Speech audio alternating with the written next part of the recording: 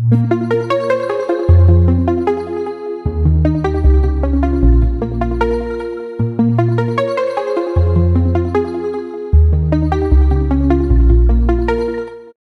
are water-soluble machining and grinding fluids designed to provide lubrication and cooling during the metalworking process.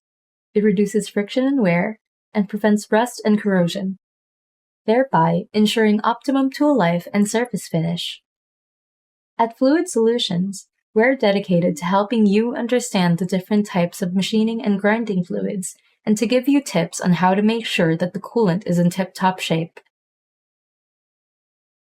There are 3 types of water-based machining and grinding fluids. First is the emulsion, which is composed of mineral oils. It has high lubricity, but provides less cooling. Therefore, it is the best choice in demanding machining operations, such as drilling, reaming, and tapping of hard-to-machine alloys.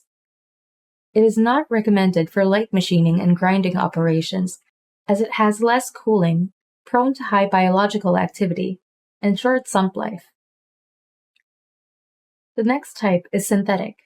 It is composed of water and additives. It provides maximum cooling and has low lubricity. Therefore, it is used in high-speed operations, such as grinding. Compared to emulsion, synthetic oil is highly resistant to biological growth and can remove debris excellently. However, synthetic oils cannot be used in high-load and grinding operations as it has weaker lubricity properties. The third type is semi-synthetic or microemulsion. It is composed of oil, water, and additives. In terms of lubrication, semi-synthetic oils generally don't perform as well compared to emulsions, but they can reduce friction more effectively than synthetics. In addition, semi-synthetics demonstrate better cooling capabilities compared to emulsions. Therefore, it is typically used in moderate machining and some grinding operations. It is a good choice if the user prefers to use one coolant only for different types of operations.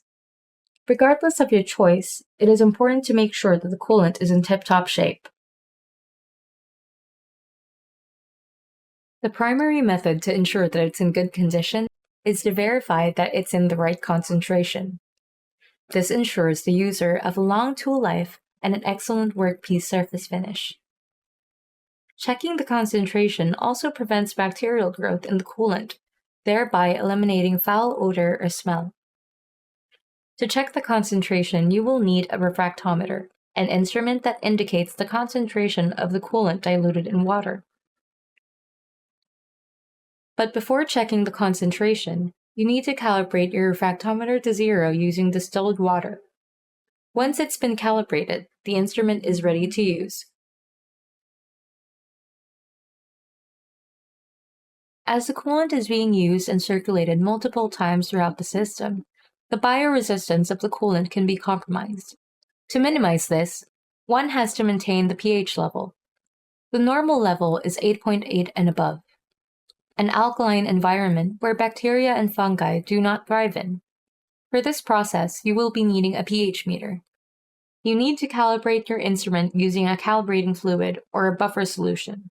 For coolants, use a calibrating fluid that has a known pH of 9.0 or similar. Once the pH meter has been calibrated, the instrument is ready to use. If the coolant's pH reading is 8.8 and above, this indicates it is still in good condition. However, if it falls below this level, it indicates that there is already bacteria and fungi in the coolant.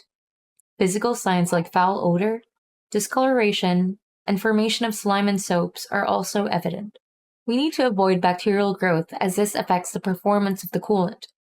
To treat this, you need to add a biocide or a pH booster. Consult with your supplier on how to acquire and properly use a pH booster to your coolant. Now that the pH level has been checked and the current coolant concentrate has been treated, top-up procedure comes next. Please note to introduce the coolant or chemical concentrate on top of the water in a clean container. Stir until the mixture is homogeneous. Reminder to never prepare a mixture in reverse. Here's a simple guide.